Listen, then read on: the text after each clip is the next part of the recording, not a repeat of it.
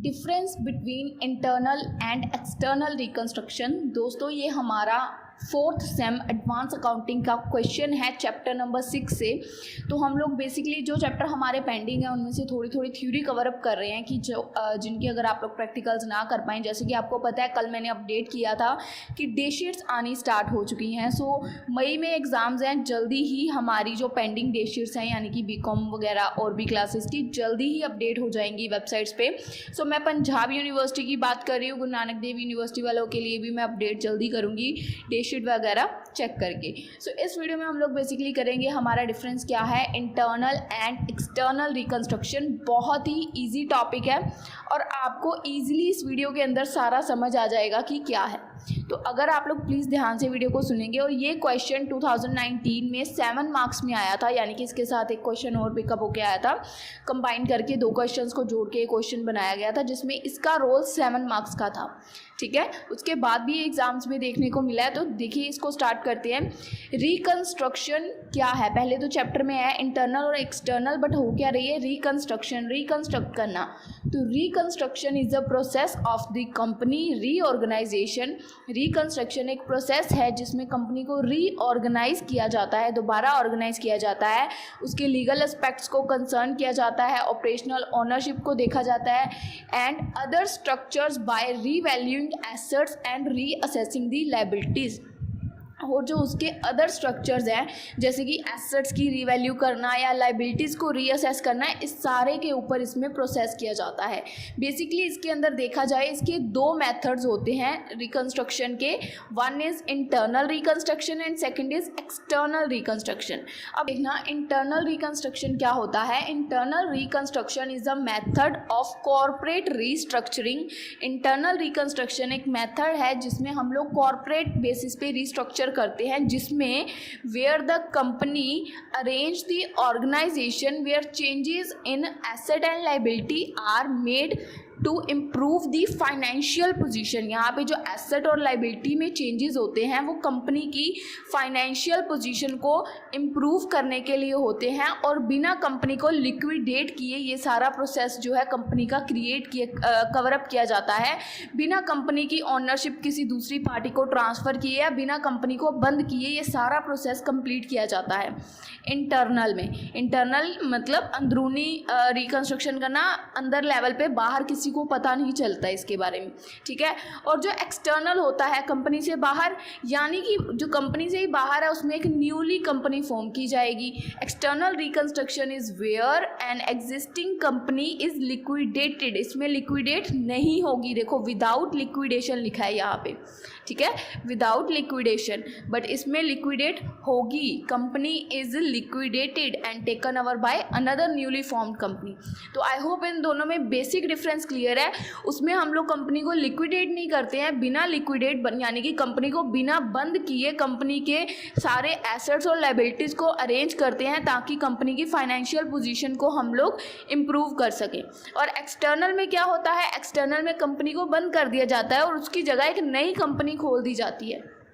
ठीक है जी, I hope basic difference clear है। अब इसके डिफरेंस की तरफ बढ़ते हैं। तो पहले इसका मीनिंग है यहाँ पे भी, internal reconstruction is a restructuring method that does not create a new company. Internal reconstruction क्या है, ये ऐसा मेथड है जिसमें हम लोगों को एक नई कंपनी क्रिएट करने की ज़रूरत नहीं होती है। That does not create a new company via liquidation. और एक्सटर्नल रिकंस्ट्रक्शन क्या है, external reconstruction is a reconstruction method that creates a new company. इसमें न्यू कंपनी क्रिएट होती है, इसमें नहीं होती है। Second, application it is done to ensure and inner rearrangement of financial structure. ये क्यों किया जाता है, ताकि इनर कंपनी के अंदर जो भी रीअरेंजमेंट्स होने हैं फाइनेंशियल स्ट्रक्चर को लेके, यानी कि कंपनी की फाइनेंशियल पोजीशन को लेके जो भी एसेट लायबिलिटीज में चेंज किए जाने हैं वो किए जा सके। बट ये वाला जो होता है ये क्यों किया जाता है, ताकि एक न्यू कंपनी को की एक फॉर्म को क्रिएट किया जा सके। It is done to form a new company. पर इसके अंदर क्या होता है कि उसी को रीअरेंज किया जाता है, इसमें नई कंपनी नहीं खोलते हम, बट इसमें हम खोलते हैं।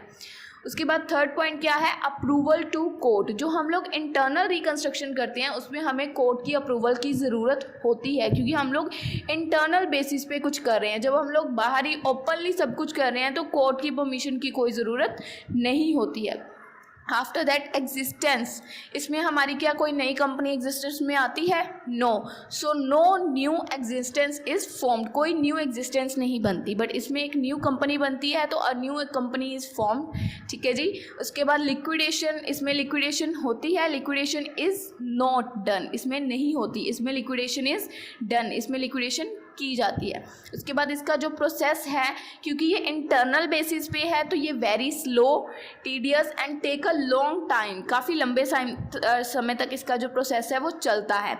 बट ये एक्सटर्नल बेसिस पे है, ओपन बेसिस पे होता है तो ये फटाफट होता है, quick and swift, does not take much time, ये क्विकली हो जाता है और ज़्यादा टाइम भी नहीं लेता है।